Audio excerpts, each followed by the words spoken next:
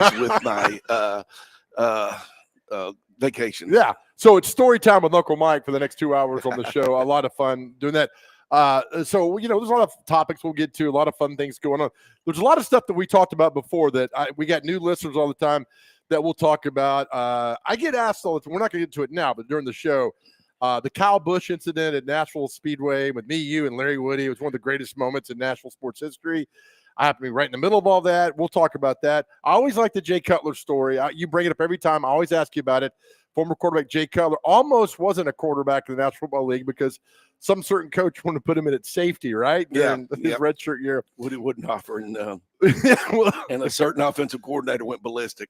I love the story. I love it because it's so funny because, Cutler goes in the 2006 draft, is drafted in the first round by the Broncos, and that almost did not happen. So the story always makes me laugh that goes on.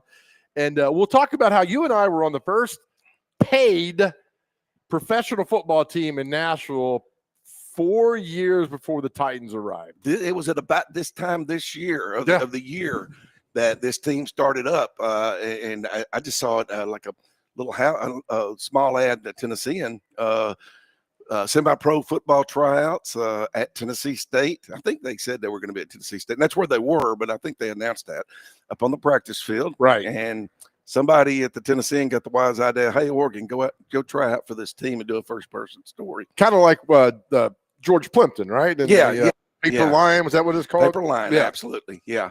And how did it come about with you? How did you? So Walt Wells and I were working at the down at the Wrangler, and we got Walt. Somebody told Walt, like, hey, there's a pro football team that's trying out. They need guys, they need linemen specifically, right? And so Walt said, let's go out and do that. So we practiced at Smyrna. Made the team. Walt was center. I was a guard, and I played defensive tackle. I mean, it was a ball. And here's the deal: we got paid. It was called the Tennessee Generals, and we got paid. And we had some talent on that team. Oh, absolutely. Right? Yeah. It was crazy. John English, who had played in the NFL and been a great quarterback right. at Tulane. Keith Davis from Tennessee, one of the greatest running backs ever from Nashville. Tavio Henson, defensive back. Billy Cunningham, a hard-hitting middle linebacker from Overton and Vanderbilt. Great line with you guys and Steve McAdoo, who played forever, and Tony Gaines from Pittsburgh, and who played for the Steelers after leaving MTSU. Jimmy Lackey, no, not Jimmy. Jimmy's his cousin. Ken Lackey, 6'7", 390. Yeah, huge guy. But that was so much. We got paid to do that. We'll get into all that later on too, because you brought the helmet. I've got the helmet on my desk too from the Tennessee Generals. And it'd be great. I mean, if you sit down and write that story, it'd be fun. Only me and Walt Wells would buy the book, but it'd still be funny. My decals came off, and these are new decals. And I was telling Skip Nipper, our friend, one time at lunch about my decals. Well, he owns an embroidery shop. His son now runs it, and I guess his wife. I told him about it, and about 2 weeks later, he called me and said, hey, meet me. And he had made me new decals. Of course, this is in the man cave, and I put new decals on the helmet. So, that's fantastic. It looks good. Your helmet looks good. Yeah. Well, it doesn't have a lot of marks on it. I wonder why. Mine's all beat to hell. So, but when the team folded halfway through the season, you talked to us like, hey, you got to turn your equipment in. I'm like, no, I'm good. So I kept everything. Yeah, there was some checks that didn't get cashed during that time, and that was the compensation. Was we're keeping our equipment. Well, when we got paid, I went to Kroger in Antioch. Had to. We got paid in the Hickory Hollow parking lot. Yeah, right. Behind, was that Castronuts? Or was it Dillard's? Something over there, yeah. Dillard's. It was one of the three big staples. Right. And we got paid for some reason. We all met there, and the owner would come and pay us, and then everybody would bust it over to Kroger across Bell Road, right, to get it cashed before the money ran out. Yeah, I loved it, man. That was such a good time. But you remember we had a trainer that showed up for every practice, who I still see to this day. I think at high school games, and and we had a PR guy. What was his name? What was that guy's name? He was from Murfreesboro. His father drove him around in a VW Beetle. He looked like Mr. Magoo, right? Steve Effler. Steve Effler. God, I can't remember. I pulled that name out of my head. What? And he had an assistant even. And so those were some good times. Yeah, I mean, so that was funny. And we were the first professional team that got. I mean, we had guys that played in the NFL after that. It was just crazy. I'm like, what in the world's happening? We'll do all that. All right, Dr. Crane back in the Busy Bee studio. Good morning, Dr. Crane. How are we? Good morning, fellas. Doing all right. I feel pretty good. Got Skillet all situated yesterday. Drove about 3 hours in total on the road yesterday. It was nice. You know, when you drive all the way out to Shelbyville and there's a beautiful sky and you have nothing to worry about, it's a great ride. That is, it's God's country. It is God's country. I stopped by the meat shop where I picked them up at, and they said, "Hey, there's a creamery down the road." I was like, "All right, cool." So stopped over at a creamery, and it was pretty good. Did you get your picture taken at the Rick Insell statue in Shelbyville? No, I did not. Is there a Rick Insell statue? No, gosh. I did fill up for 244 though, which was pretty nice. Oh, that's not bad. So, Mike, if you don't know, our producer bought a hog. What'd you buy? It's a hog. It's the proper term is an Asian red Waller hog. So, yeah. Okay. Now, is this a pet or is this a July 4th hog? This is a July 4th, Thanksgiving, Christmas, my birthday, and a little bit more. Yes. And so yesterday, this past weekend was Goodbye Skillet Day. And Dr. Crane named his pig. So now he gave him a personality. So now it hurts. Skillet is going on Skillet. Oh my goodness. I did a story one time when the Predators first came here, and I know Joe doesn't want to get into much Predators talk, but we talked to the ones from Czechoslovakia, and I had a friend from Czechoslovakia, and Ivan Lindell? No, it was a female, and she agreed to cook a carp. Carp is a delicacy there. Oh, okay. And you buy the carp live because you had to serve it fresh, and you put it in your bathtub. I don't know where you bathe during the time. It's because you buy it 2 or 3 days out, and you put it in the bathtub, and then when the dinner is, that's the night you kill it because it needs to be as fresh as possible. What in the hell? I know. And we invited 3 of them from Czechoslovakia. I wish I could remember them. Jim Myers and I did this. He was our food writer at the time. He now runs Ellison. Oh, yeah. I know Jim, yeah. Great guy. And so we invited 3 of the Czechoslovakian Yugoslavia players, and they came over, and we had this carp that had been in Jim's bathtub for 2 or 3 days that she had gotten out on one of the European restaurants out where Service Merchandise used to be on Thompson Lane. Okay. And he's about this big. I'm showing about 2 feet right where that, and we're about 8 pounds. And yeah, she told me the problem back home was that they'd put it in the bathtub, and the kids would get attached to it before the big dinner, and they wouldn't want to kill the carp the night of the dinner. So that was a issue like with what you're talking about with Skillet. What a bizarre world we live in. What the hell? And let me say, it was terrible. I can imagine. I'd always been told that carp tasted like mud. It tasted just like mud, even though I'd never had mud. It's what I'd imagined. I won't even get in my own bathtub, much less eat a carp out of the bathtub. That's disgusting. 3 days, 2 days, the carp just swims around? I think we did 2 days because I think we were late getting it. But yeah, it swam around for 2 days. And every once in a while, you'd put fresh water in it to keep it alive, to keep the oxygen level up. This sounds like Silence of the Lambs Part 5. I'm not doing this. It's disgusting. But Did you eat the carp? No, yeah, I ate it, and it was horrible. It tasted terrible. Those guys loved it. I don't know if they were just being nice, but they devoured it. And Jim wrapped some up for me because I was being nice too, and I said, "Yeah, this is good." But then, I whispered into my friend's ear. I said, "This is horrible." But Jim wrapped some up for me in aluminum foil, and I took some home with me too, which didn't get eaten. I think the dog ended up with that. I would have thrown it back at him. I'm not taking that. That's disgusting. It was cooked like with potatoes and stuff, and the potatoes were good, the potatoes and carrots and stuff. Yeah. But the carp tasted like what you'd think carp would taste like. I'm telling you, if I was dying of hunger and you brought me a fish out of Percy Priest Lake and said, "Here you go, here's a carp," I'd be like, I'd rather die. I did a story one time on a guy that caught a 62-pound blue channel catfish out of Percy Priest. He was from Japan. He worked at Nissan, and he was here for like a 6-month period. Okay. He was an executive, and he caught this 62-pound. And he sent me the picture. I checked it out with TWRA, Doug Markham over there. It turned out to be a lake record, 62-pound blue channel cat. So the guy was so excited about it. He took it home, and his wife cut it up in little 6-ounce and put it in 6-ounce plastic bags and froze it. And then he takes it back the next day to Nissan out in Smyrna. Okay. And he's given these plastic bags. I don't know. I can't do the math, but 6 ounces divided by, or 6 ounces, 62 pounds divided by 6 ounces. I don't do however math. many patches. I went to McGavick. We don't do math. Well, at DuPont, we were only a notch above you. So, so he goes around giving all his workmates this catfish in Right. these little bags. And behind him came another executive, a lower executive. And after he would get out of sight, he would whisper to the person, "Don't eat that don't eat that fish. That's a catfish out of Percy Priest." It hadn't been off the bottom in 30 years. It's been out there eating mud and tin cans. Oh my gosh. Junk for 60. So just take it and throw it away, but thank him for it. And that's what happened. And yeah, he cut it up. I would have mounted it. I don't know if you mount catfish, but No, 62-pound catfish. it was only about 2-3 feet long. He was huge. And He so- was like a Volkswagen bug. all verified. You get it all verified. I called Doug Markham and to say, what's the lake record, and they said it, and so we weighed him, and yeah, he made it may have been surpassed since then. That was a while back, Right. but it was the lake record for blue channel cat. Pass on that. Do you know they can do though? You can send a picture of your fish now. Don't tell Brett Favre.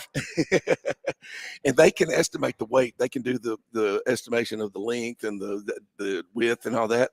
And they can estimate the weight. You don't even have to take it to get it. How do you know it's not? I mean, because there's probably some guy out there who's going to make something fake. And like, I caught a 94-pound bluegill, whatever. Now, you basically have to take them at their word there, because there's a lot of private lakes. You Yeah. you get you a private lake. Well, like where you live, your mansion. I got two private lakes. Yeah, you got 2 private lakes, and you can just feed them every day. Yeah, yeah. And when they get big enough for the record, you can pull them out. And I take should them. know that. I've got a pool and a pond, both at my mansion. We've been doing this every day, Mike, for the last, 30 days or so. It's our countdown, the beginning of college football. Dr. Crane, hit it. It's the final countdown. Yeah, Mike, and who sings that song? What band? Tiger or no? It's Eye of the Tiger. No, not Survivor. Survivor. That's No. who I thought it was. It's Europe. Oh, never a big fan.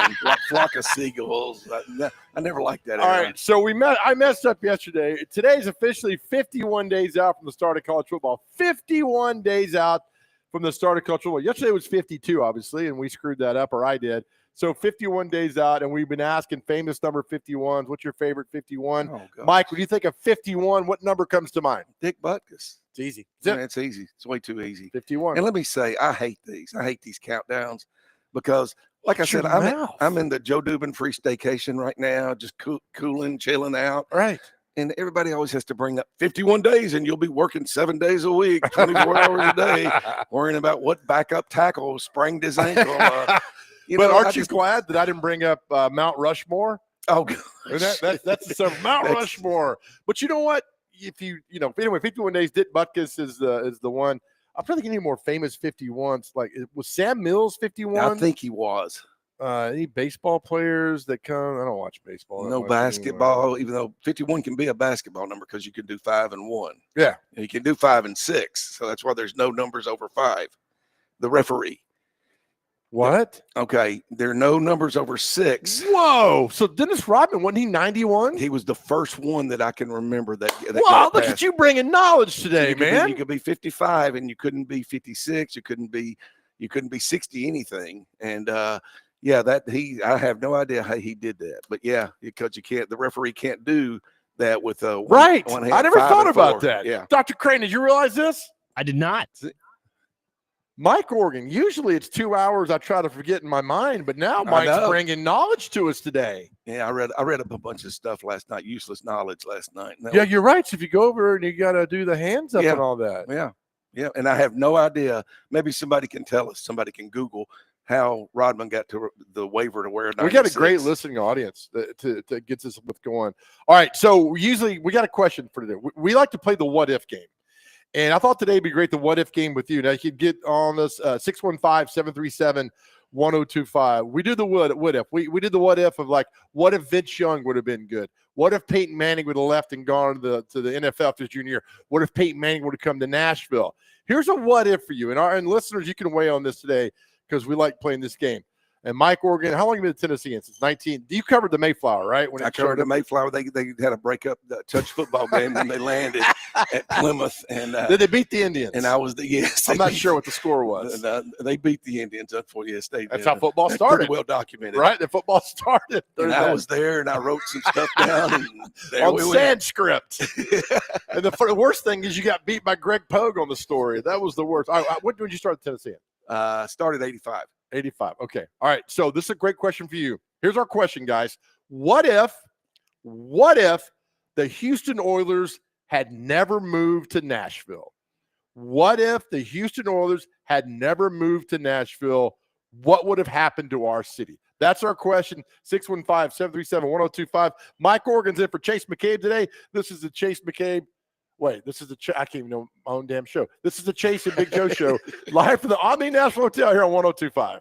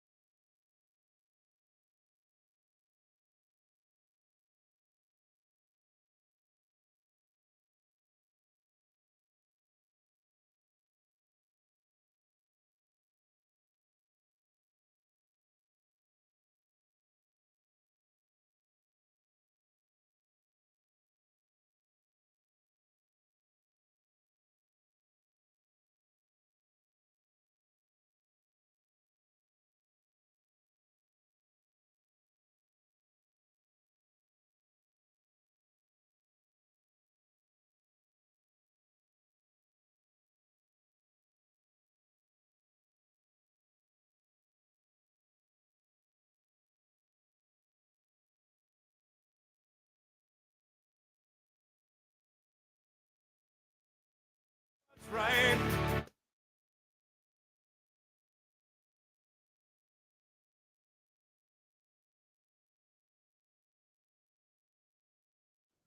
Yeah, NCAA. The NCAA primary numbers are 05, 10, 15. All right, welcome back to the Chase and Big Joe show. Your big show before the 4th of July. Tomorrow, we've been told downtown they're expecting about a little over 3 million people downtown to watch the fireworks tomorrow night. Mike Orr going to be down here. Don't you ring the bell or something for the fireworks? Yes, they bring that bell from the Iroquois out here, and I ring it. And I'm not leaving from here. I'm staying after this show. I'm just going to go sit in the lobby until this Right. starts, because if you leave, you can't get back. No, you can't. That's going on tomorrow night. So again, Chase and Big Joe show live at the beautiful Omni Nashville Hotel here in downtown Nashville, where the big fireworks is tomorrow night. All right, Mike. So you know, it's funny. I tell people all the time, because now we get the Oilers Titans got here in 97. So now you're going on 29 years season wise, or 28, whatever it is. And there was a lot that was going on back before that happened. So the Oilers get here, you know, I remember Bredesen and Bud Adams had that conversation. The Oilers play an exhibition game up in Knoxville, got the ball rolling, and next thing you know, they're here. But what happened? What would happen if they never came? The same that had happened up to that point, nothing, where we would have continued to have gotten heard rumors. We would have continued to pursue pro entities. Like we had gone after some NBA teams during that time, and Major League Baseball, Larry Smitto, who founded the Sounds, had a study done to show. I covered this story. It was done at Centennial Sports Complex, where he had a consultant come in and say whether Major League Baseball franchise would work here. And the guy he hired, lo and behold, said, yes, it would. You draw enough people from Cincinnati, from Atlanta, from the East and from the West. There's enough. So we had gone after baseball probably more than anything, but we'd never gotten anything. We were Memphis back then. Right. Because Memphis is still, that Memphis finally got an NBA franchise. Yeah, this is not like the Predators still would have come here, because that was all at the same time. They still would have come here. The arena was being built. So this has nothing to do with the Nashville Predators. They would have still been here. But NFL's king. I mean, NFL's massive. Would we have gotten that Houston Texans team in 2002? Well, I don't know. I don't know. That's a good question, because then we would have had the Predators. We'd have had a franchise at that point. But would the city have grown like it did after the NFL came? We wouldn't have been what we were without the Titans. So yeah, it's kind of a oxymoron, I think would be the term, because we would have had to have the NFL to get the NFL. Yeah, you know, you're right. I mean, because Nissan doesn't show up here with their headquarters. I mean, they had the plant in Smyrna, but they don't show up here without the NFL, and all these other companies have come here because the NFL is massive and it's king. I was told that this is what would happen. Jeff Legwald, we had hired to cover the NFL for us when we went through this transition. Jeff told me, he goes, if the NFL comes here, this city will just transform. And I was like, yeah, well, and Jeff had been here 2 years. And I'm like, nah, you don't know that. I've been here my whole life. I've heard about all this stuff. This city's not going to transform. It's going to always be a mid-sized, nice little southern town. And but he said, no, you watch. If the NFL comes here, it'll take over, and everything will come. You know, and I'm not talking about just sports. I'm talking about everything. You know, right? All kinds of entertainment and business and everything else. And he was exactly right. Look what's happened since the Titans game. It's crazy, because the '97 season they played in Memphis. I mean, there was the attendance was so bad, right? I would take my friends with me to cover the game in Memphis. And one time I'm like, where's my friend Dale? If you're listening, you know the story. I'm like, where's Dale? And I look down, swear to God, they play the Ravens. There's like 6,000 people at Liberty Bowl. He's on the bench talking to Reggie Roby.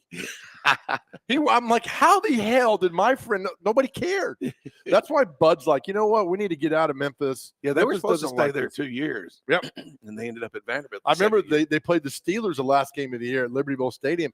It was 98% Steeler fans. Yeah. And I'm sure Bud's like, 98's got to be in Nashville. And Vanderbilt was a disaster. I can't remember which former Titan it was. I don't know if it was Derek Mason or one, but one I've stayed in close to all these years, who told me they almost went into the neighborhoods to knock on doors and invite people. That was discussed. It might have been Eddie told me that, Eddie George, that, we were thinking about going into some of the more affluent neighborhoods and just knock on the door and say, hey, love for you to come out Sunday. So I remember the NFL yes vote was like 59-41. So it didn't pass with this massive majority that people like to think it did. It was 59-41 because people were like, all right, Bud Adams is getting a lot of money and a He lot got of a things for sweet this, deal. right? For everything. Yeah. And we threw up a stadium, just, almost like putting a tent up out in the Yeah. backyard. And that's why we have to build another one right now, because we threw up one that couldn't Right. sustain for more than 30 years. And we brought them here. We did what it took, no matter what, to get them here. And a lot of people say, well, that's what you had to do during that time. These things always work in eras, Yeah. Like there's times when the NFL's thriving, or maybe, it's been thriving for a long time now. But back then, if it had been in a down period, we could have gotten them with a better deal. But no, that was at a time where you had to bend over backwards. Oh, yeah, you did it. And I'll never forget that when I think it all changed, at least for me, when we covered the jersey reveal. It was Wycheck, Eddie, Blaine, and I'm leaving somebody else out. Joe, come on.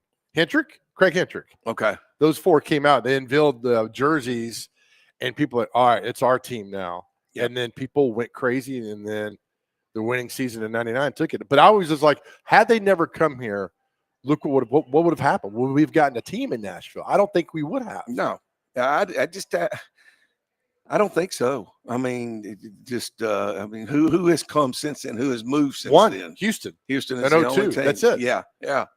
Because Jacksonville and Carolina both started in 95. Oilers moved in 97. So there's been no movement. Now, would you have gone after another franchise? Sure. Yeah. I mean, who knows? But Yeah. I don't know. And then, and then so your job changed, because going from covering Vanderbilt and Tennessee, now you got, all right, there's the Predators. We've become a big time city now. Oh, yeah. We had to expand our staff to obviously not just our sports staff, but we also had to add photographers. We had to add business people to cover the business end of it. Right. As did everybody. I'm sure the TV stations did the same thing, the radio stations. And then all of a sudden there's radio shows, who had the first shows? I think George had a show with Eddie. Player shows. Shows. Yes. I think Pogue did one with Albert Hainsworth. Yeah, I think so too. And just took off from there. Yeah, Yeah. they were crazy shows. And then restaurants started showing up. Well, I remember we did the Channel 2 and John Dwyer hosted, but we did the Jeff Fisher show at Planet Hollywood. Is that where it started? Because it moved to Opry Mills. Opry Mills is great, because the reason it moved, because ABC had Monday Night Football at 8 o'clock. So there was no lead in. So Channel 2 was able to buy the 7 to 8 o'clock hour. And now it's the Jeff Fisher show. And it led a massive lead. It was a massive lead in. Planet Hollywood was packed. People, because it was fun. It was different. And then for some stupid reason, ABC got rid of Monday Night Football and then went to ESPN. And so that hour was gone. And so the show was kind of after that. But people loved it. People would show up at Planet Hollywood. Oh, yeah. Planet Hollywood was great. I never understood why it left. Maybe people just showed up and didn't eat or drink. Let me tell you something. I was at Planet Hollywood in Cancun, right? And I'm humble brag. And I'm looking. He says, this is the jacket Arnold wore in the Terminator. I'm like, oh, that's pretty cool. 2 weeks later, I'm at the Planet Hollywood here. Same thing. Here's the jacket. I'm like, wait, hold on. And they said it's the unique number only jacket. I'm like, all right, what are we doing? Are we lying to? I mean, is it? Are there multiple ones? And Well, they're lying to us? he probably got blown up in one and then had to have another jacket. But the guy said that's the only jacket. That is the jacket. I'm like, oh my gosh, that's not going on. I just think, so now you look at the city, you're getting this $2-3 billion stadium put in over there, and now you're a major. I mean, only 32 cities in America have NFL teams. It's unbelievable. And then NASCAR comes here, IndyCar comes here. We're trying to get another NASCAR here. NBA talks that heats up again. I'm a little surprised we haven't gotten an NBA team, to be honest with you. You think NBA'd work here? I don't know. I mean, I would have never thought hockey would work here. I got a friend lives in Charlotte. He's like, we can get front row tickets midweek games. Nobody goes. Yeah, it's terrible. Nobody goes to these NBA games during the week. The TV contract's massive. They're moving over to NBC, but nobody goes to these midweek games. Just shows you how powerful TV is. Unbelievable. $80 billion. Something I don't like know. that. Hell, I don't know. Yeah, I think that's what it is. Crazy. Absolutely. And then you watch in the finals this year. Of course, it was who it was. Right. Pacers in Oklahoma City, but the numbers were down. Nobody watched it. The numbers were awful. I watched the second half of the last game because I had said it in a sports department meeting, I would do a story on Jenny Busek. Yep. Who played at University School of Nashville here. Great athlete, one of the best overall athletes the city ever produced. Went on to play basketball in Virginia and then in the WNBA. She's now bench coach for the Indiana Pacers. That's great. With hopes of becoming the first NBA head coach if Dawn Staley doesn't beat her to it. Right. But I said in a news meeting or a sports meeting we had, I said, if the Pacers win, I'll call Jenny. I've kept in touch with her over the years. I said, I'll call Jenny up and do a story on, her trek and her, what this means. She was the first female to be on the bench in an NBA finals. So she did that. Wow. And then she would have been on the championship team to the first. So I'm at home that night and I'm thinking, I need to know if I need to call Jenny tomorrow. So I turned it on the first time I think I've had an NBA going. By the way, 10 years. I got her phone number. It's 8675309. 5309. Yep. 867. So call Jenny and get it done. All right. That's fine. I just want to get because you'll be on the ground floor for all this. All right. When we come back, this is story time with Uncle Mike. We have to bring up the Kyle Busch story. Oh, my friends, if you listen, you want to hear this story. It's one of the greatest media sports stories that's ever happened in this city. And I relive this all the time because it was so funny thanks to one legendary sports writer. We'll get you with that story and much more. Live at the Omni Nashville Hotel. Mike Organ's our guest today, right here on 102.5 The Game.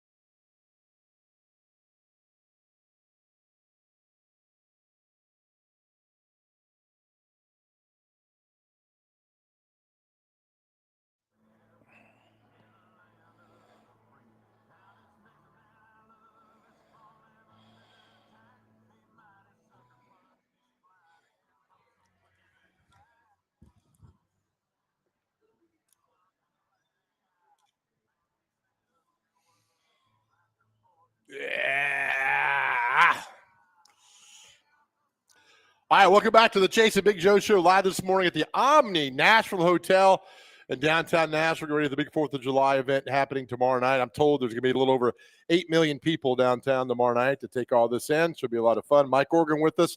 By the way, I'm getting all these messages, Mike, that Nick Saban is hanging out at the Predators prospect camp over at the Ford Ice Center in Bellevue. Why would Nick Saban be over there? I don't know, but he has some interest in the Predators. I can remember, and I think it was during the title run when they were in the championship, that he showed up in a sweater. Do you remember that? I do remember that. It was when he was building the Mercedes-Benz. That's correct. Place by the airport. Yeah, with his partner. He went on social media with Miss Terry, and he had a sweater on that hung down to like his knees. Was he wearing pants? Remains a question. But I think he has some interest in the Predators. I know that was all gimmicky and, to try to draw attention to his dealership because he needed money at the time. But somebody captured a picture of him at Preds prospect camp at Fort Ice in Bellevue. Is that right? Wow. Yeah. Maybe him and the Haslams are buddies. Yeah, might be. Yeah. Just showing up. Maybe. You know anybody that follows the Predators? I think Derek Mason does. We'll have Derek Mason DVD on from 11 to 2. I think Derek Mason does. By the way, Derek Mason, they're not in today. Okay. Thanks, Dr. Crane. By the way, Derek Mason played for Nick Saban at Michigan State. You know that? He sure did. Yeah, I did know that. Yep. You okay right there? Yeah, I'm trying to get you get attacked by your glasses? Yeah, my glasses. All right, we'll get more Saban. All right, so one of the best stories, it's story time from Uncle Mike Organ, Tennessee, and in today, is in 2009, Kyle Busch won what was that race called? It's the Xfinity race, Busch race. Yeah, it was What not the Xfinity. I think it was the Grand National at the time. It may have been Busch, but Grand National. But it wasn't the NASCAR. No, it was just the middle level, the second, the one level below. Yes. Cup. So Kyle Busch wins the event. We all remember the video. He gets the guitar and smashes the guitar. I was standing next to Joe Williams. I thought Joe Williams was going to murder Kyle Busch. We got a great picture of Joe Williams, and right. Fortunately, you're cropped out of it. But front page, Joe Williams and Kyle Busch, and Kyle destroying a Sam Bass custom guitar with Sam Bass sitting right there. Yeah. So about 2 months later, Kyle Busch is in town at the Fairground Speedway. Yep. And there's another event going out there, and then I'll set it up. You take it over. The Speedway PR lady comes out. There's all the media's there. It's the first time Kyle Busch has spoken, and this thing took over. And Tammy comes out and says, "Hey, please don't ask. Kyle doesn't want to talk about it. Please don't ask about the guitar incident. Let it go. It's a non-topic. We'll stop the press conference." And everybody there was like, "Okay, sure, no problem." We're like, we bowed our heads, like, "Yeah, absolutely, whatever going on." All right, so Kyle comes out. Mike, take it over from there. Well, it was kind of silly because, so Kyle had been advised, obviously, this wasn't Kyle's idea. He was here for the All-American 400 in November, which is run every year out at the fairgrounds. And his team had told him, it might be a good time. You're going to be in Nashville. It'll be a good opportunity for you to make good on destroying the guitar in front of the creator right there. So why don't you do something? So he said, "What do you want me to do?" And they said, "Well, make some kind of donation." Well, he donated several $1,000s to Belmont's music school for them to put in computers in their classrooms. And it was into the tens of thousands of dollars, $40,000, $60,000, maybe $100,000. So Mike Curb accompanies him in the press box at Fairground Speedway. Mike Curb of Curb Records, of Curb Event Center, you've all heard. And Mike's obviously big in music. So Mike shows up, so you're right. Tammy Brewington comes out and says, "Okay," she doesn't say this, but there's the situation. Kyle is here to talk about making up for smashing his guitar by giving money to Belmont's Music Center, but you can't ask about the guitar smashing. Very emphatically, you cannot ask. You cannot ask. It's a non-topic, even though it's the only reason he's here today is because he's giving money to the music school.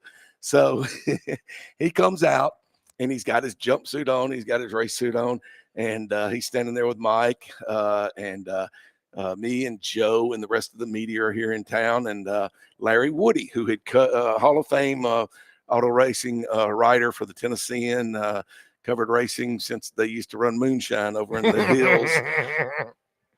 He covered Richard Petty, who had his 88th birthday Yeah. yesterday.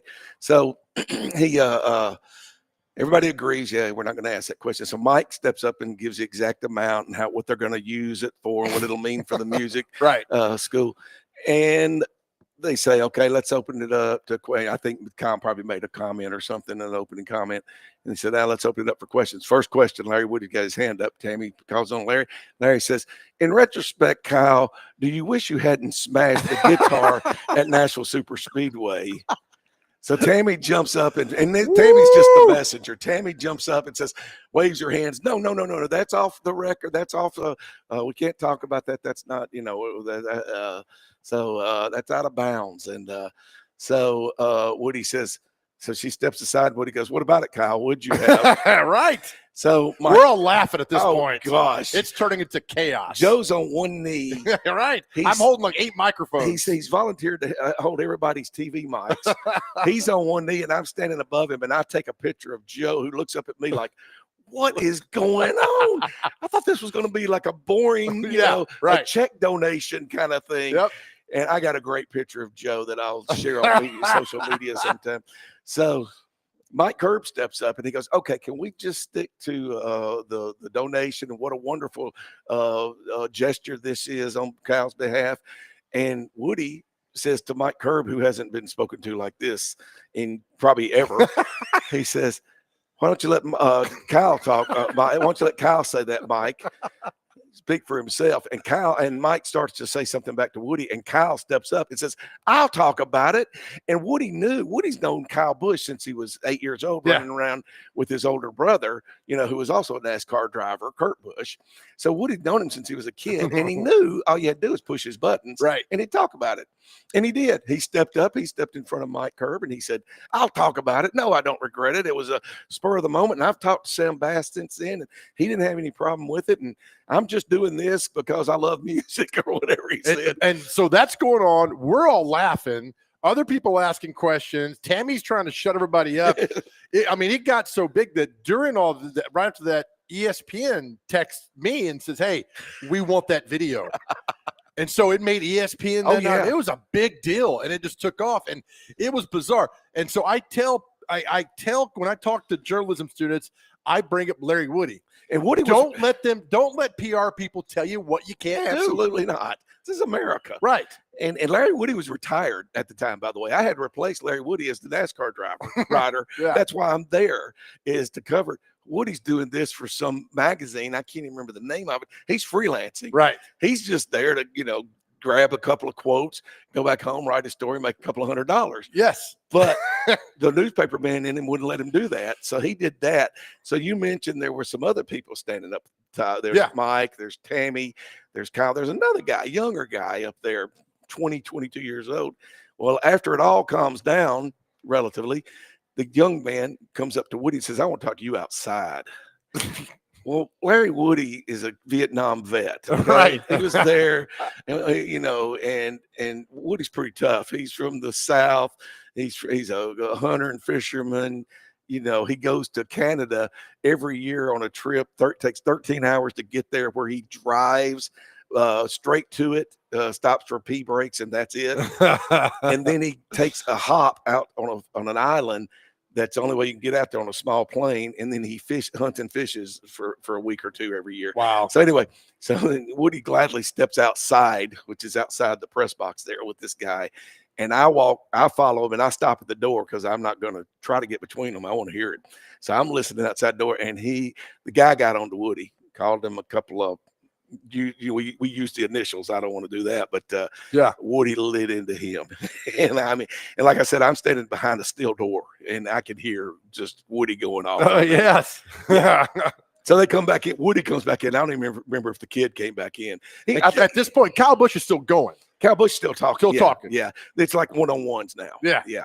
And but he had this guy had not asked Kyle, you think I ought to take up for you. What he was going to do, he was going to go take Woody outside, take him to the woodshed, then come back and tell Kyle, say, hey, look, that guy that said that to you, even though Kyle knew who it was, he just said, I got on to him pretty good.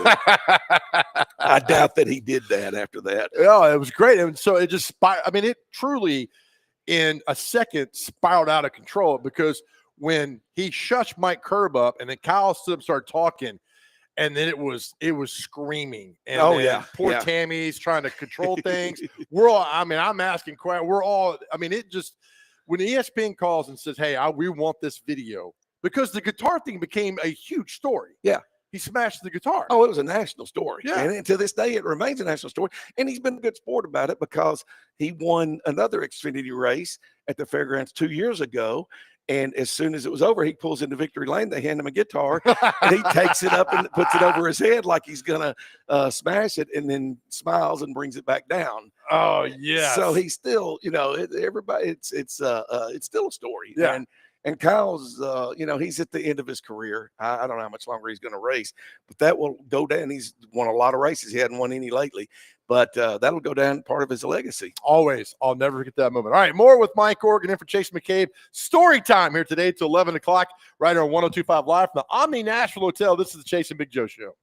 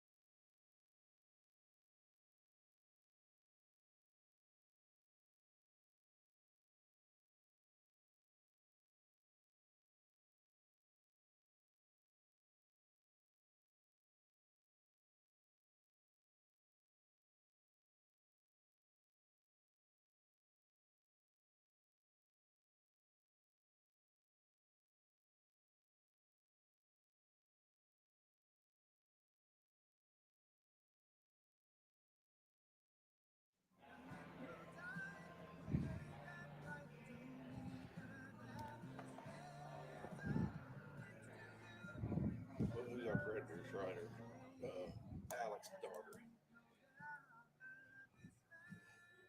We couldn't even find the sports writer. All right, welcome back to the Chase and Big Joe show. I think if you interrupt the song, you get arrested. So thank you there, Dr. Crane, Lee Greenwood.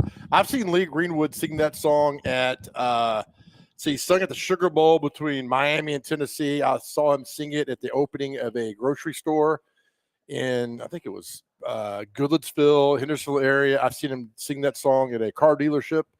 I've seen Lee Greenwood sing that song. I've seen people stand and put their hand over their heart when he sings this song. They think it's the national anthem. Maybe it should be there, Mike Horgan.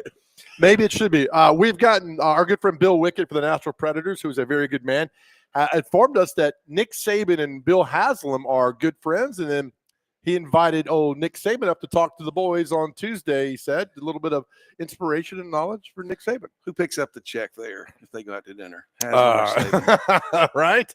Probably neither one of them. No, the crazy thing is they don't have to pay. You know what I mean? Oh, yeah. The people with plenty of money don't have to pay for their dinner. Oh, no. Would it be? I mean, Saban. I mean, I listen to him talk, right? I mean, we like that. I mean, no holds barred. I love Saban. Yeah. I like Saban and I like Kyle Busch, two people that most people think the media hates and that they hate the media. I don't think they hate the media at all. Yeah. I think they like the media. They like to control the message, but who doesn't? You know, everybody, if you're talking to somebody, do you not want to control what you're saying? Yeah. So, but I like both of them. I like to, I would jump at I drove out to on the weekend to talk to Saban one time when he opened the Mercedes dealership. I was off that day, but I drove over there because I do a column every week, and I knew he would give me fodder for that column. And I just stood there and listened to what he said, and then I asked a couple of questions, and he's great. And that's why he's on ESPN now. Yeah. You know, I mean, if he hated the media, he wouldn't be in the media now. It's funny, you know, you look at Saban and you realize, all right, he left LSU in 2004 with the Dolphins. I mean, he was a good coach, right? But I didn't think he would be this when he was at Alabama. I mean, it was amazing. I'm old enough that I remember his daddy. And his daddy was just a good, average NFL coach. Lou Saban? Lou Saban. That's a great cousin. I didn't know that. Okay. Their tributary was very vast. Okay. It's like they had a great grandpa together, and then there's like bunch. That's what I thought too. So they're like the Gillies and Jimmy Swaggart who just died. Jerry Lee Lewis. Yeah. Now they were all first cousins, though. Yeah, this was all. I mean, there's like down down the line. Still, nonetheless, when I thought about Lou Saban, I always thought about Nick Saban. I was like, he's getting in, he's following the lineage, and he's an okay coach. Well, I mean, remember Saban's first Alabama, they lost to, was it Louisiana Monroe? Yeah. And I was like, oh, boy. It was. Oh, boy. And then they lose to Ole Miss that year. And they went 6-6, I think, or 7-5, something. I mean, they made the bowl game, and then next year they lost to Florida the SEC championship game. And then 2 years later, they win the national championship. And it was just like, oh, my goodness, how it took off. But, yeah, I mean, but I wonder if the Russian goaltender knows Nick Saban or whoever. I don't know the Preds prospects, kind of like, who's this old man? I know it's unbelievable how soon you become forgotten. Right. Yeah. You know what I mean? Because how many young kids know Nick Saban? How many young kids from Canada know who Nick Saban is? Yeah. But it'd be like, this guy is one of the greatest coaches of all time. If you brought somebody in here and said, this guy's the greatest coach of all time from a sport, I would listen. Because if you're telling me you're the greatest at something, I'm going to listen to this coach with some soccer coach from Europe. I know I don't follow soccer, but I'm like, I'd listen. And that goes back to what you were saying about what Nashville is. One of the first big events we got was the Sara Lee Classic, the LPGA event, a main, tournament on the LPGA. And it packed. And, you're from out that way. Your cousin built Hermitage Golf Course, Mike Eller. They would pack the place every day. And I say pack 10 to 15 to 20,000. Big deal. At the golf course every day. Big deal. Why was it a big deal? Because it was the best at that sport in the world. Right. And people will come see the best play or do anything. That's right. Arm wrestle, ping pong, golf, whatever. People come see curling, they'll do whatever. It. All right, very good. All right, we'll come back to the 10 o'clock hour. We got to tell the Jay Cutler story. We've told it before. If you've not heard this Jay Cutler Vanderbilt quarterback story, it's always fascinated me because we love Clark Lee, but this was typical Vanderbilt back in the day. And you'll explain the Cutler story, which I love, because if this happened, there'd be no Jay Cutler on this side. We'll get with that. Mike Horgan in for Chase McCabe today. We're live at the Omni National Hotel right here on 102.5 The Game.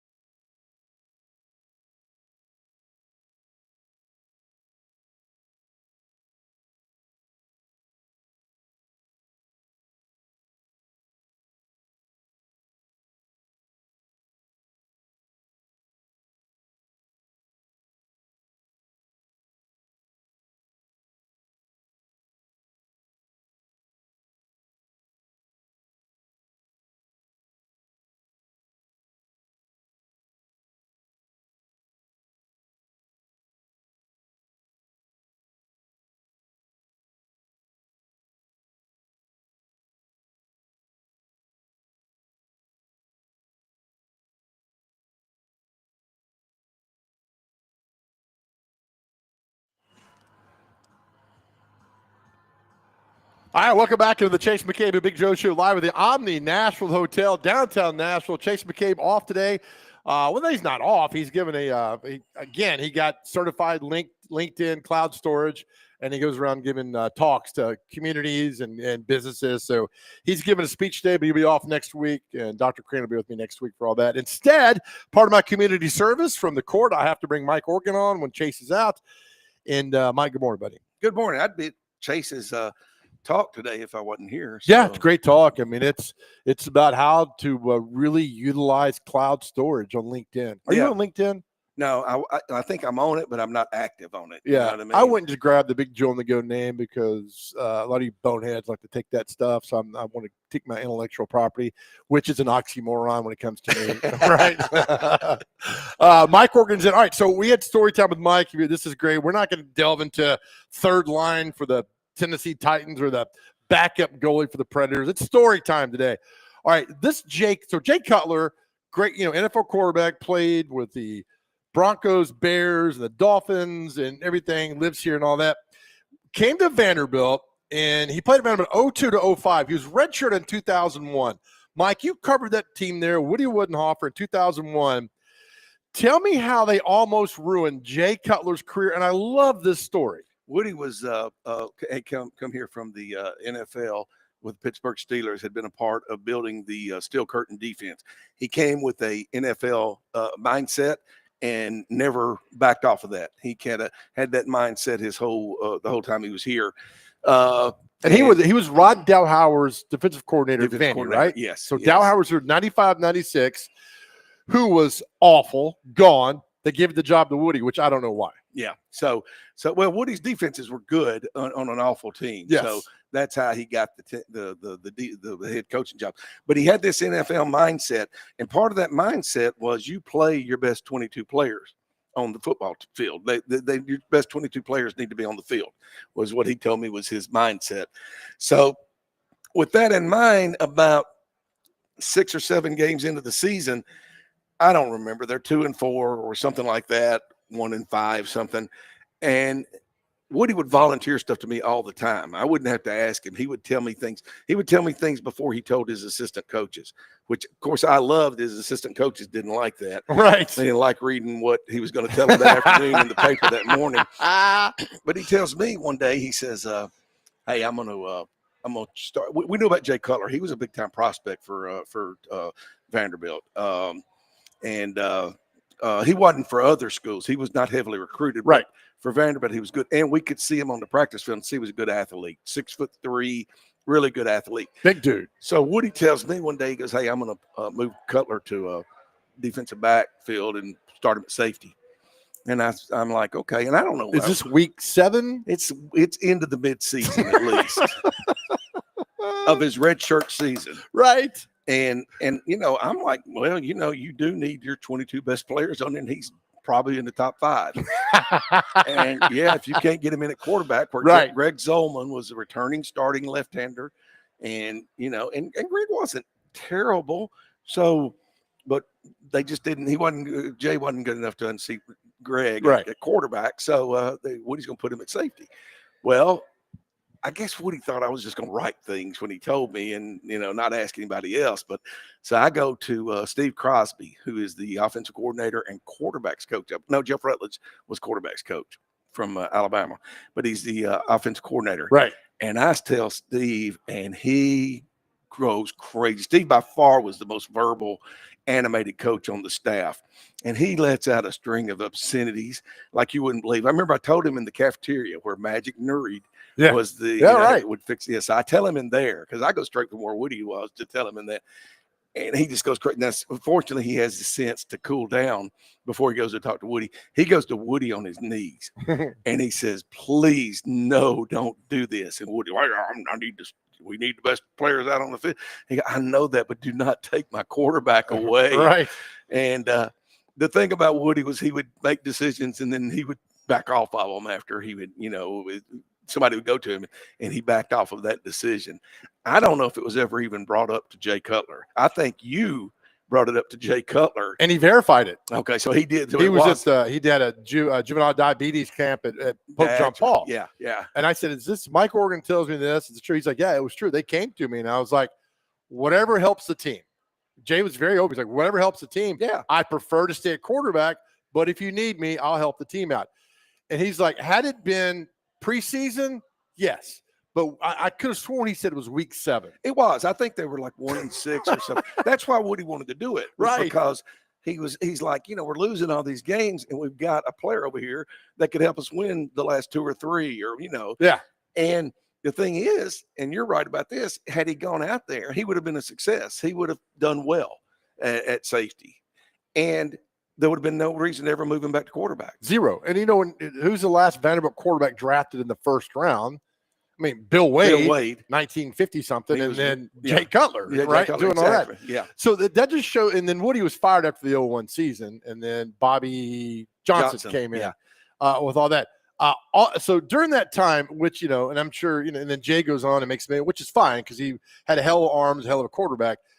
Was that the 0-1 season? Well, we've talked about this before, but we'll talk about it again. The fake punt versus Georgia. Yes. Was that 0-1? I believe it was. Yeah. Was it here in town? Mm-hmm. Yeah. Yeah. It was here. They were beating Georgia at halftime. They manhandled Georgia in the first half. Right. Toward the end of the first half, things had started to sway, as they all so often did.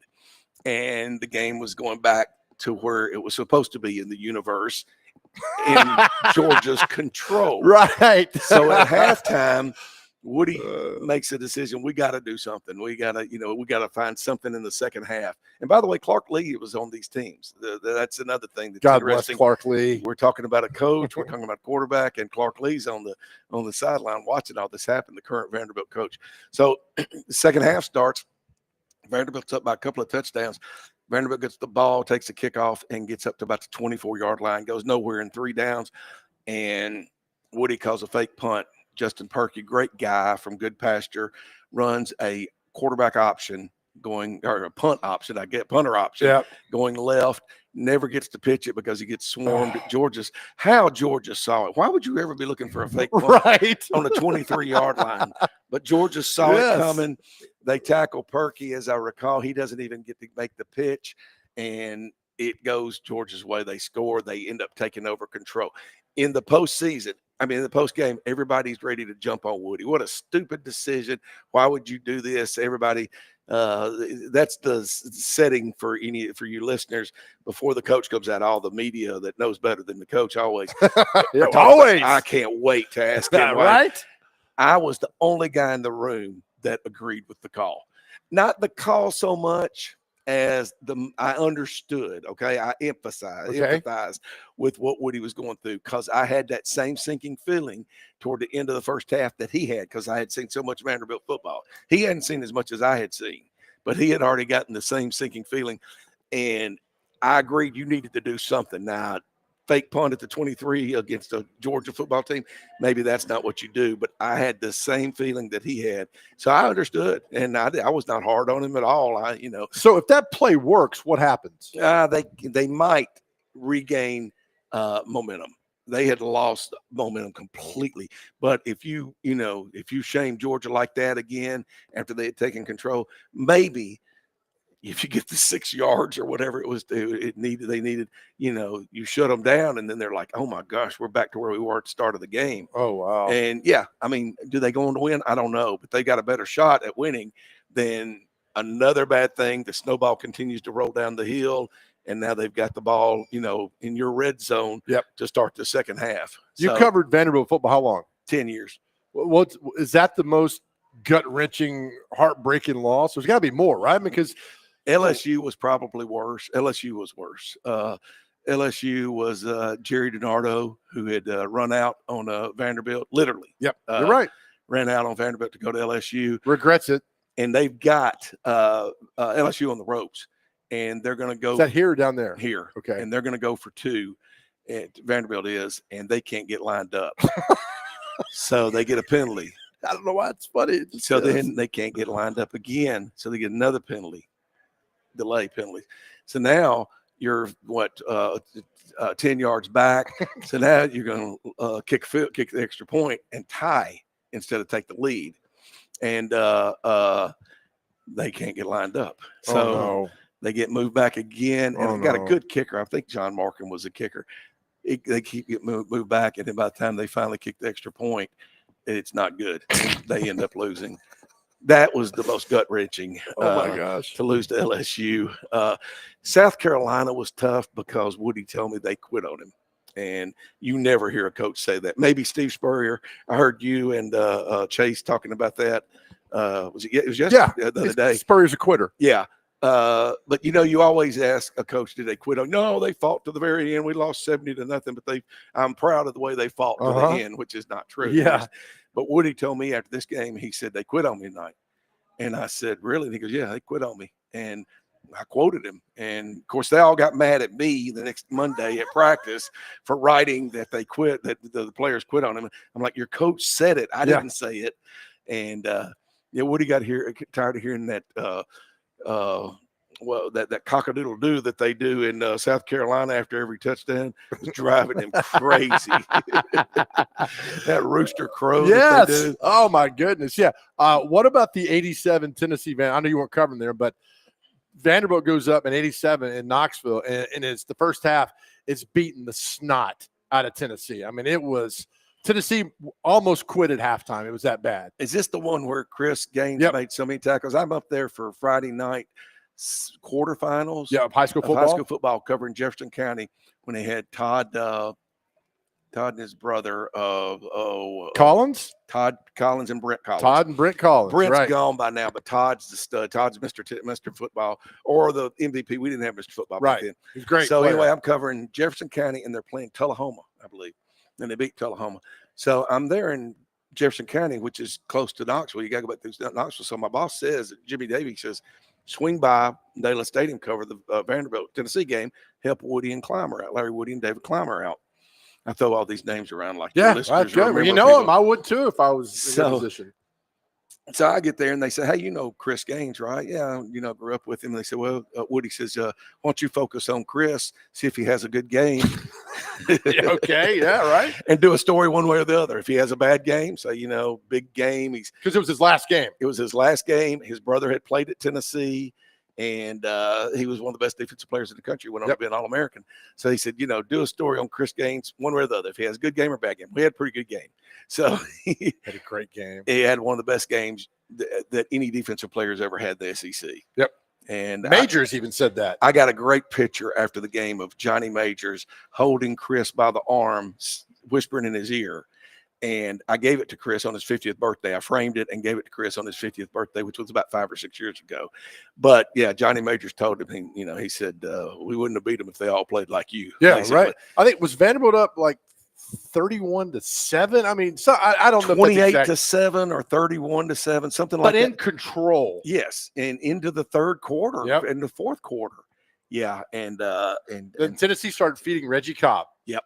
It's like Reggie Cobb here, Reggie Cobb, because they couldn't throw the ball, but Billy Cunningham had Overton Starr had an interception back for a touchdown, but they couldn't stop Reggie Cobb. Yeah. He's getting 5, 7, 8 yards a carry. And so that was the game plan in the second half, and they come back and win. And it was like, and Vandy had not won in Knoxville in forever. Yeah, forever. And so it was going to be a huge game. It should have been a great game for Chris to end his career on. But anyway, I get to do the story on Chris, who had a good game in that game, and they lost, which even built into the drama part of it. He played so well and they still lost. Yeah, poor Watson. 2 years later in '89, they're driving and Brad Gaines lets a ball go through his hands, and then Tennessee wins 17-10. That's Vanderbilt. So when people ask about how big was that Alabama win last year, I'm like, because you know what? We all love Vandy here in Nashville that grew up here. We're not the biggest fans, but we want to see him do well. Yeah. And I tell people, them beating Alabama was like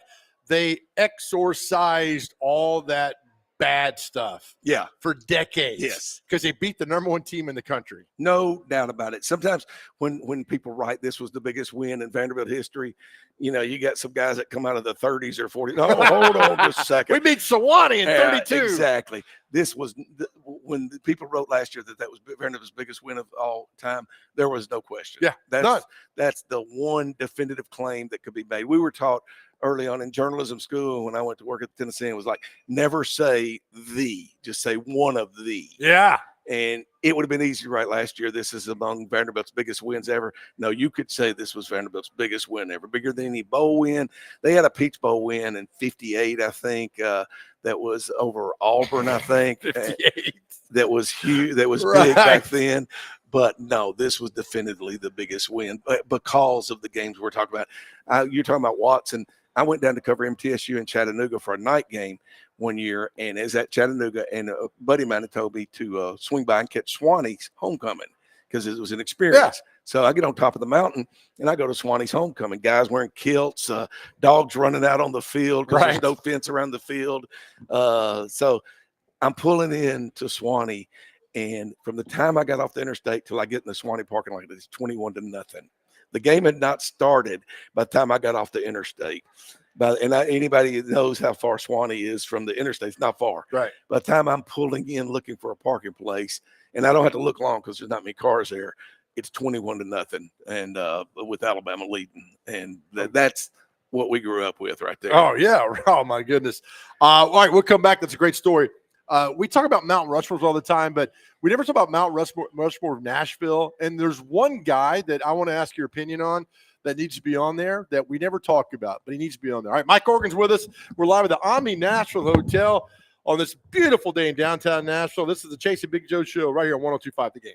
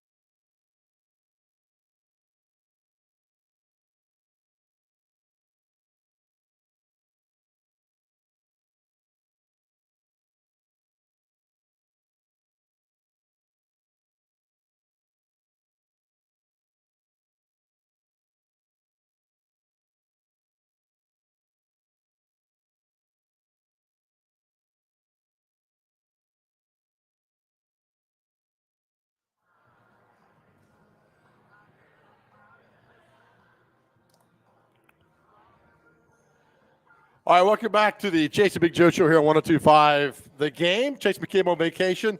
Mike Organ in studio. If I can get Mike from stop looking outside at the sidewalk. We're live at the Albany National Hotel. Good Lord. Sorry about that. It's downtown's beautiful, right? It's beautiful. They're expecting, Mike, 11 million people. I know, and that for the was fireworks. I think when the show started, it was only 8 million. It's grown exponentially or exponent. How does that word say? Big time. There we go. Mike Organ here. Story time with Local Mike. All right, so we spent a lot of time in the summer about Mount Rushmore this, Mount Rushmore that. But you talk about we always like Tennessee or Vanderbilt or the Vols, the Titans, blah blah. But the city of Nashville, all right? Mm-hmm. And it's a great topic. You debate this. It's a great summer topic. But obviously, Wilma Rudolph, Mm-hmm. I know she's from Clarksville, but she did all that at TSU, which is now Wilma Rudolph's on there. Larry Schmitto should be on the Mount Rushmore because he brought pro sports here. Yeah, he brought he had his success at Vanderbilt. He won an SEC Yeah. championship. After that SEC championship, he went straight to bringing minor league baseball back to Nashville. He'd been here in the 60s under the Nashville Vols. Well, now, of all places, Vanderbilt is going to bring a Vanderbilt coach is going to bring minor league baseball back, and he does. And he brings the Nashville Sounds back. And after a rocky beginning, and I mean before they started playing, because they were bringing in seats from the Braves' old stadium on game day and putting them in. And he gets them in, and the Sounds were a huge hit for many years. Yeah, I mean, it's what, 77, 78 when they started, all through the 80s. I mean, it was big time. But there's a guy on there, and you brought him up earlier during the break, his daughter up during the break. But all too often we forget about the past, which drives me crazy. But how do we undervalue Bill Wade? I don't know, because growing up, you and I are similar age. Bill Wade was the Vanderbilt icon. He was the Vanderbilt guy. Good looking, and, smart. On the cover of Look magazine. Yeah, right. Which was a big time magazine. People back, that was as big as Time magazine. And he was on the cover with a couple of Vanderbilt cheerleaders, I believe. Just a huge star. He couldn't get any bigger. And it was before the Super Bowl, so he went to the NFL championship. Was a big star in the NFL. Number one draft choice, right? 1-1. Number one first round pick by the Rams. By the Rams. And I think he played about 3 or 4 seasons with the Rams, then went to Chicago and had great success with the Bears. Great success. George Halas loved him. Yes, I mean, big time. And the Bears were it back then. Yep. They were a huge franchise. And then he comes back here, and he's big. And up at the time when I was covered Vanderbilt from 91 to 2001, Bill would still show up at the in the athletic department a couple of days a week and hang around, and he was kind of the Eddie George of his day. He was a big fixture in Nashville, which Eddie transitioned his playing career to remain in the spotlight to this very day. And God, Joe, we ran a gallery the other day from 2005, and it's a picture of Eddie George playing in Jeff Fisher's softball. Yeah, and the caption says former NFL player Eddie George. So think about that. 2005, Eddie George was a former NFL player. He was. 20 years ago, he was a former player. So anyway, but Bill kind of did the same things.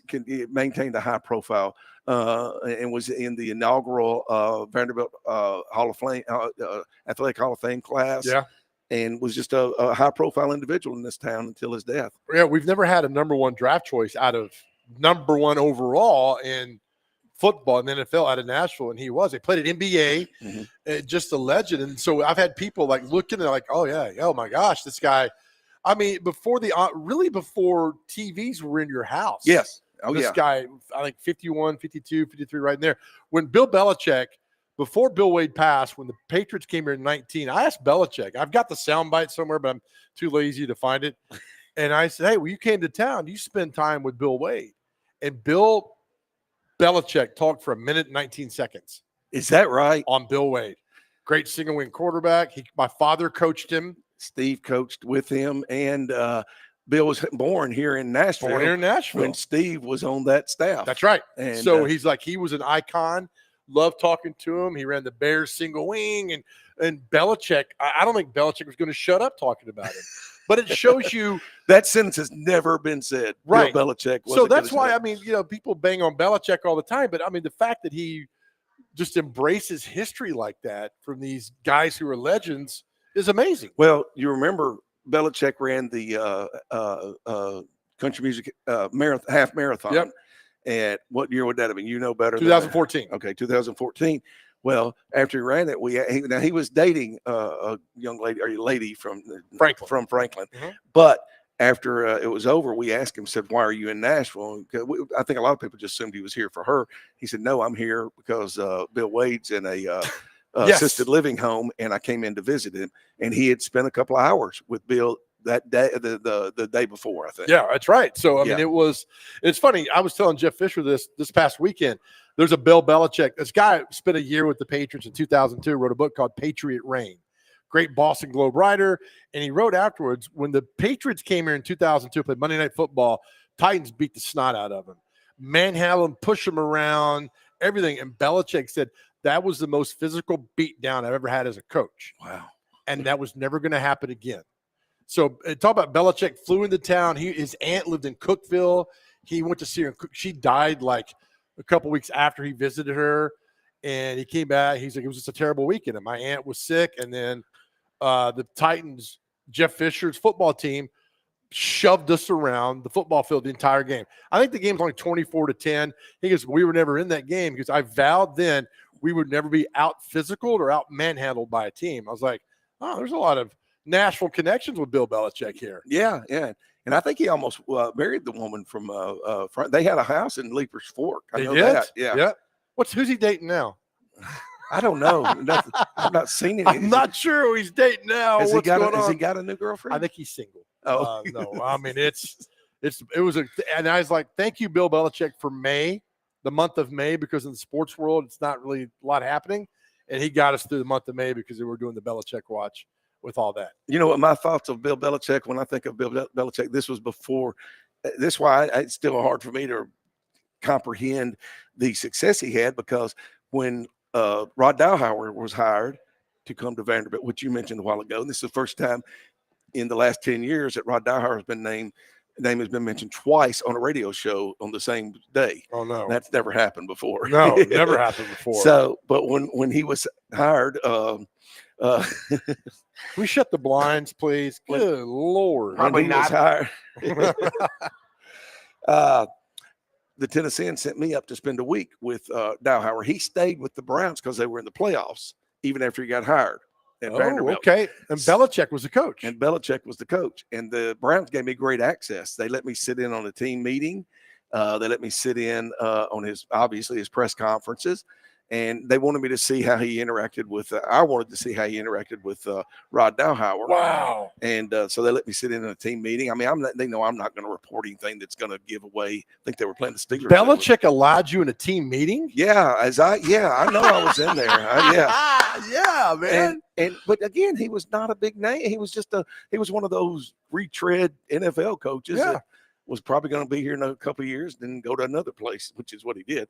But yeah, and he was not a huge name back then.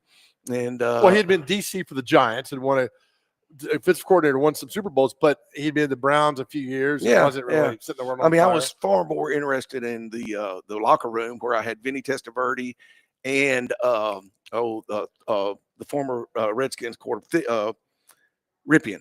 Mark Ripien. Okay. Mark Ripien were the two quarterbacks. Wow. Mike Caldwell was the linebacker. No, defensive end. Or maybe linebacker. From MTSU. Yeah, because I think he played defensive end at MTSU. And, Mike's now a defensive coordinator, right? So wanted to talk to him and just, I went through the locker and they were all saying the praises of Dowhauer. They loved Dowhauer and Belichick did too. Maybe you should have known then. Yeah. Everybody universally loved and all that. Yeah. That would have been Saban's last year because he went and coached, I think, Toledo in 95 or Akron or one of those schools. Yeah. And then he went to Michigan State after that. Belichick, he traded Bernie Kosar. Yeah. Before the season in 93. Bernie wins a Super Bowl with the Cowboys. And then Belichick and never had another good quarterback either. I mean, his entire career never had a good quarterback. Will his career be tarnished, or will he survive what happened, the way things unfolded with Brady going and winning another Super Bowl. I think he's fine. We all know he cheated. The fact that they had a scout team, scouting 3 or 4 guys shooting video in the Jets press box before a game because they told the Jets person they were doing a documentary and they lied to them up there. I mean, it's just. But will he survive the fact that it was all Brady? I think so. I do too. But it was all Brady. All right, we'll take another break. Mike Corrigan in with us today for Chase McCabe, who's out today and all next week. You're listening to the Chase McCabe Big Joe Show right here from the Omni Nashville Hotel, 102.5 The Game.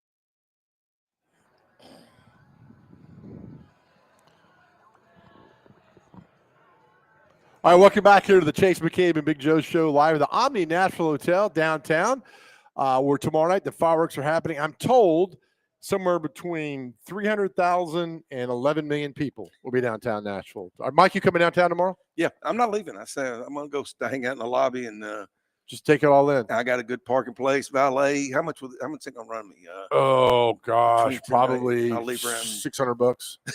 At least they do that. They take Venmo if you don't mind getting that out there already. So yeah, but you know what's crazy about tomorrow night is it almost happened years ago, but people park on the interstate Oh yeah. and to watch the fireworks. I mean, and it's a hazard. And now, thank God, our police force moving those people off because it's bad. Well, where I live, they park at Summit Hospital in the parking lot. Fortunately, in the back where they're not in the way of any ambulances. Hopefully, Right. emergency arrivals. But yeah, people they spend the whole day looking for somewhere to. Right. I'm just like, just drive downtown, just cruise downtown about 30 minutes before it starts. Right. And you get there and get done. Find you a parking place down on First or Second, and I was no big deal. I was such a petty, you know what, like 20 years ago. So fireworks are legal in Davidson County. Illegal. You cannot shoot them off. You cannot buy them. They are illegal in Davidson County. Yes. So I asked, it was Purcell in 2000, the mayor had an event. And I said, hey, I'm curious, do they have a permit to light off fireworks by the stadium? Good question. He's like, well, and I was kidding because it was after the press conference. He's like, I think, I said, no, I checked. They don't. And he was I think Bona de la Cruz, was she a Tennessean writer at one Yes, she report? was. Yeah. I think she was. And so, and I saw where this was. I was like, no, I'm kidding. And I thought there would be, but I was curious. It's a good question. If they don't, I'd go arrest them. Yeah. Yeah. Channel 4 ran a promo before I started working over there of Rudy shooting off fireworks.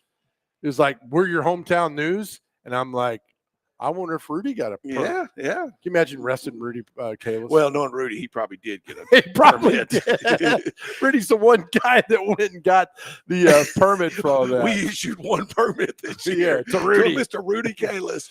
Hey, I got a question. How do these I was in Mount Juliet where it's legal to shoot fireworks. I was there the other day. Actually, I was in Smart and Laverne. That's where I was.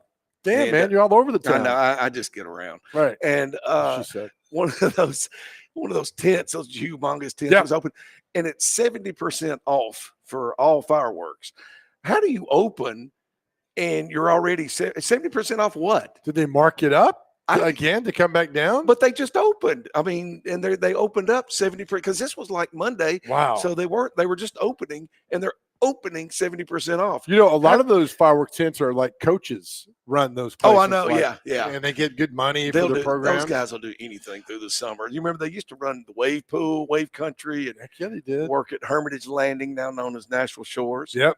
Did you go to one for the Sun back in the day? Of course you did. I did. Saw Eddie Money there, as a matter of fact. Eddie Money saw his wife there too. He did, and married her. And then I saw Phil Vassar. Who opened for Phil Vassar? Keith Urban. Keith Urban did. And then afterward, Phil Vassar introduced me to Keith Urban, and I said, "You're pretty good." Right. And he goes, "Oh, well, thank you very much." Whatever, I can't do an English accent. And I said, "Man," you guys ought to play together some more. I said, "I think you're gonna have a decent career." I think it was 95. I think that's when that happened. Because I always remember Keith Urban's name was not capitalized; it was all lowercase. Because he was trying to be different. Oh, Keith Urban, it's like, so it was lowercase. The K and the U wasn't capitalized. I saw him at Brown's Diner a couple of months ago. I was eating with Larry Woody and Terrell Davis, and he was over across the restaurant from us. And Woody looked over and goes, "Is that Keith Urban?" By himself, he had a white T-shirt on. I Googled him up, and you can see his arm tattoo. Yeah. And I looked at the tattoo because he's facing away from me. Right. I said, "Yep, that's Keith Urban." He goes, "How do you know?" I showed him the picture. So then he got up to leave. He was very nice. He came over and he was putting his sunglasses on, and he took them off. He looked at us and goes, "Hey guys." And I told him the story about, I said, "Yeah, actually we know each other, Keith." I'm a little disappointed doing my hair different than I was doing it back then, but we know each other. I said, "I met you with Phil Vassar once and told you were going to have a good career." So a good ending of that story would have been Urban saying, "Don't ever talk to me again." I think that's what he said. Don't ever. Sure. Don't say a word. And then he said, "That's not a knife. This is a knife." like Crocodile Dundee. All right, we'll take another break because I'm getting yelled at by our producer, Dr. Crane, which is a good thing because evidently there must be a beauty pageant downtown Nashville because this is insanity. So it's good we're taking a break. We'll come back with the final segment. What day is it in Celebrity Birthdays next right here on 102.5 The Game.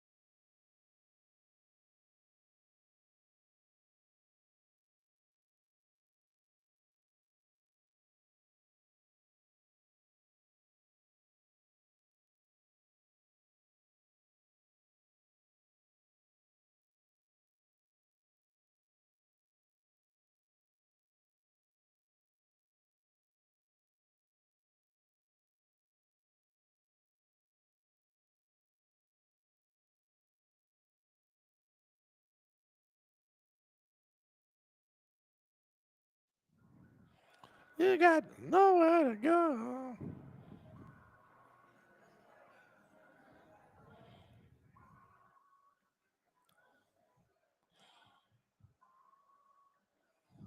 All right, welcome back to the Chase and Big Joe show here on 102.5 The Game, live from the Omni Nashville Hotel here in downtown Nashville. Nevada Josh is curious about is it going to be 500,000 or 11 million people downtown? Somewhere in between, Josh. 500,000 and 11 million. We're not sure how many are going to be down here tomorrow night. Mike, we're going to be down here, though. We know that. Mike covering all this stuff. All right, Mike, we talk sports for an hour and 45 minutes, but yet people love this last segment. It is celebrity birthdays. And what day is it? Dr. Crane, hit it, brother. All right, Jared Companies Inc. Above and beyond industry standards. First on the list we have today is. Wait, Oh. let me read the whole thing. I got the commercial here. Yeah, Let me read. go ahead, Joe. Yeah, please. Above and beyond industry standards, Jarrett Company, the only company you need for commercial construction services, commercial plumbing and HVAC, all forms of HVAC units, commercial refrigeration, grease trap cleaning. Mike Organ needs grease trap cleaning, electrical services, electrical installations, electrical inspections, upgrades, and replacements. Visit them at JarrettCompaniesInc.com. All right, Dr. Crane. Sorry about that. That's okay. First on the list, we have National Fried Clam Day. So if you Pass. like clams, go ahead and eat them. National Independent Beer Run Day. Plastic Bag Free Day. National Eat Your Beans Day. I'll pass on that. Stay Out of the Sun Day today, so make sure you wear your sunscreen if you're out there. Disobedience Day is today. National Compliment Your Mirror Day. That'd be complimenting yourself. And National Chocolate Wafer Day to wrap it up. Chocolate wafer day. Mike Organ's. Mike, you eat chocolate a lot? You don't? I eat it a lot. Do you really? Every day. How often do you go to the gym there, Mike? Used to be 5 to 6 days a week. I'd say 3 to 5 now. Not bad. I go every day because I have absolutely no life. All right, time for celebrity birthdays. Mike, you'll go first in honor of Chase. Chase McCabe has been on a tear lately. So Dr. Crane's been playing catch up. Dr. Crane, you didn't practice for today, did you? No, sir. All right. How do you practice? That's the joke. All right. Time for celebrity birthdays. Our first birthday, Mike Organ, you have to go first, is my computer's been really, really slow here. So we'll go down. Actor Kurtwood Smith. He was in the TV show That 70s Show. He was also the bad guy in RoboCop.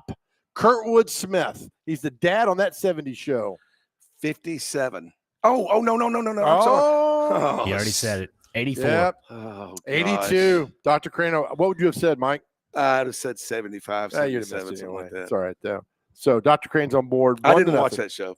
It was. See, you get him. So you make the name comes up. You're like, oh yeah, I remember that guy.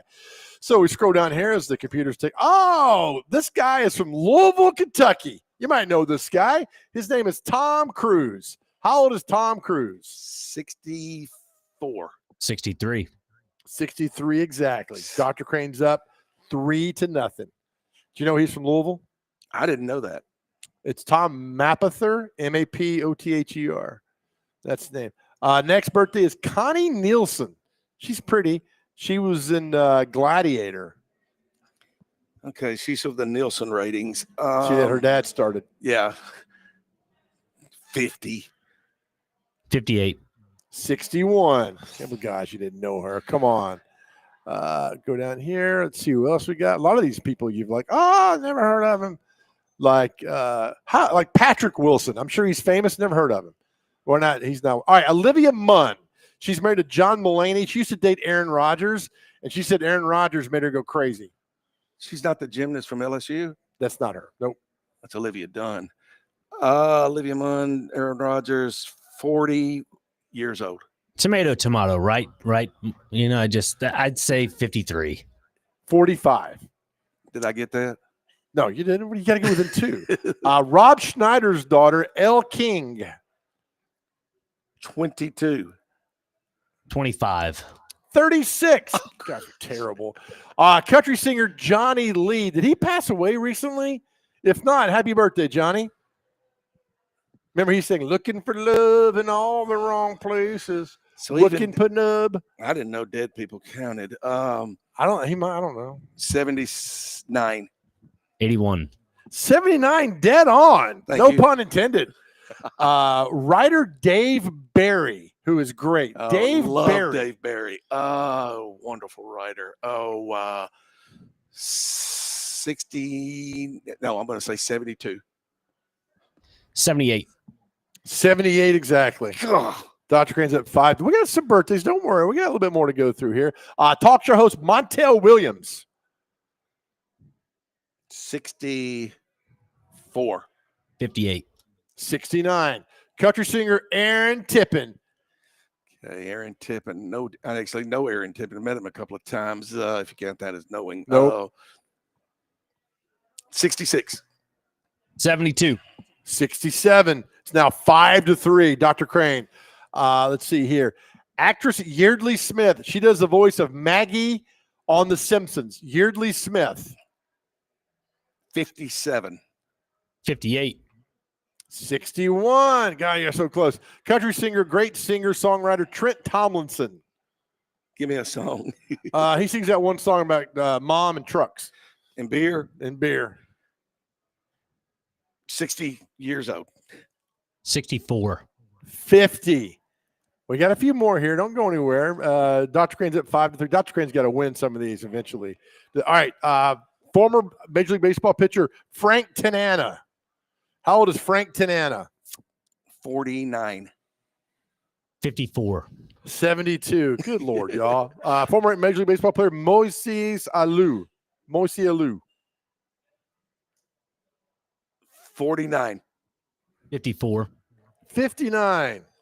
5-3 still. Former Titans quarterback Neil O'Donnell. Today's Neil O'Donnell's birthday. 60. No. 57. Whoa, easy now there. All right. 62. I know. 59. So Mike gets that. 5-4. Put a little question mark because of that. We're down to 2 birthdays. Former Yankees general manager Brian Cashman. How old's Brian Cashman? 62. 57. 58. Dr. Crane's up Ooh. 6-4. Now, our last birthday, Mike, you can tie.